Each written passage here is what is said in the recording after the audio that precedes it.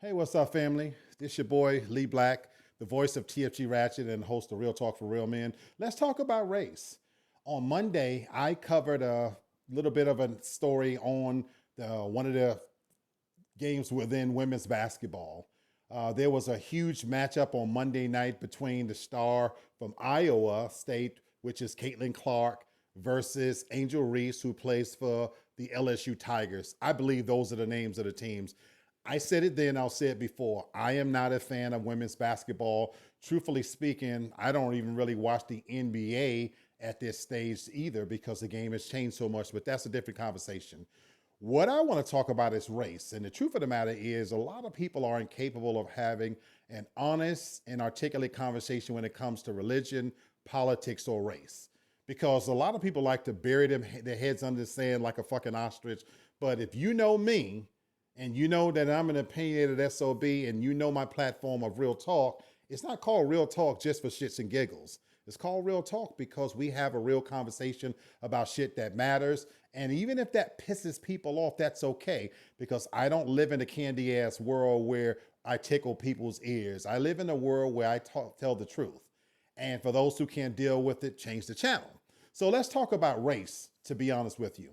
The matchup on Monday night between Caitlin Clark and Angel Reese and their respective teams of Iowa and LSU.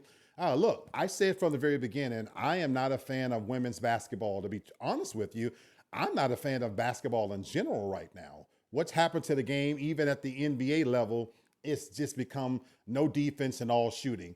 Having said that, Steph Curry's changed the game. He's allowed players like Caitlin Clark to rise up, and because their fundamentals are in place, she's one hell of a player. She showed her ass out. She showed up and showed out, but that's not what got all the attention on my take. There were a lot of individuals that came at me personally because I talked about the racial component that, whether you like it or not, was evident. Some 20 million people tuned in to watch that game. Let's be clear, folks. There are a lot of people that are just like me that don't watch women's sports. And because I got it confused, whether it was the NCAA or the NAACP, look, that's beside the point. If that's what you want to talk about, you missed the entire point of what I was making. The truth of the matter is, there's a lot of individuals like me that don't watch women's sports, don't watch college sports in general. And in fact, there are a lot of people that tuned in just to see LSU, or they tuned in to see Iowa because they do, in fact, follow March Madness. I'm neither. But there was a hell of a lot of people that tuned in because, whether you want to admit it or not, the storyline, the underlying storyline, was a predominantly white team led by a white superstar versus a predominantly black team led by a black urban young lady in Angel Reese that many have painted as a villain. And there was a clear dichotomy between those two, and those storylines had generated a lot of backstory.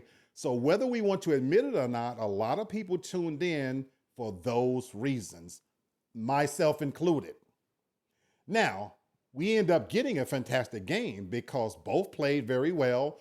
Caitlin Clark showed exactly why she is sought after. She showed exactly why she is going to be a major draw in the women's basketball when she does play for the WNBA.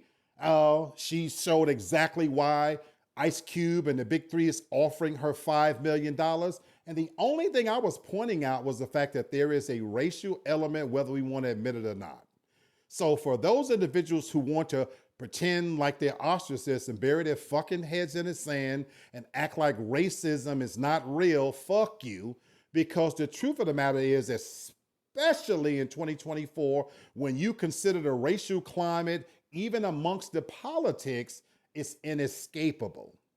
Now, for those people, especially for another color, who want to pretend that I'm race baiting and, oh, it's always going to be about race, you have no fucking concept or idea what it's like to walk in the shoes of an African American male in 2024, so you can shut the fuck up. Now, that's not race baiting, that's reality. That's a dose of reality for that ass. Now, having said that, we got two young ladies that didn't deserve any of this, but fair. is a place where they judge pigs. In the real fucking world, these are things that they both have to deal with on this level and the next. So for those people who don't think that race plays a part in this, grow the fuck up. And if you don't like that, you're welcome to change the channel. But when and if you're ready to have a real conversation and acknowledge that race is always an underlying factor. As long as we're Americans, race is always an underlying factor, whether we like it or not. So we can choose to be fucking ostriches, or we can wake up, be adults, put our big boy pants on, and deal with it and have an open, honest, raw conversation. Because guess what, people? That's how you actually learn.